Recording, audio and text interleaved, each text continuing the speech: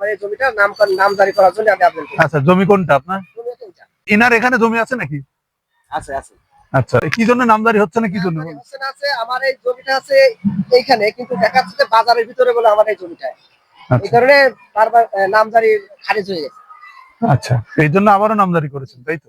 আব্দুল্লাহ আল মামুন এই যে এই জমির জন্য, এই জমির ওই পরের যে জমিটা, এটার জন্য আবেদন করেছে। এটা হচ্ছে তার ধানি জমি, কিন্তু বারবার তার জমির নামজারি বাতিল হচ্ছে, যে এটা হাটের জমি।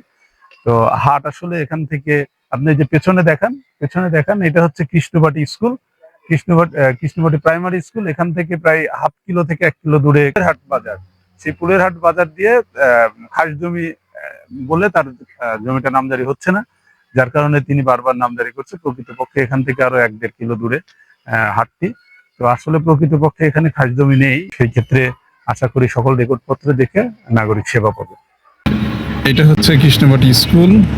এখান থেকে যে ফুলের হাট বাজারটি যেটা বলা হচ্ছে, সেটি এখান থেকে যদিও দেখা যাবে না, তারপরেও আমি এখান থেকে প্রায় 1000 ফিট টেনে নিলাম।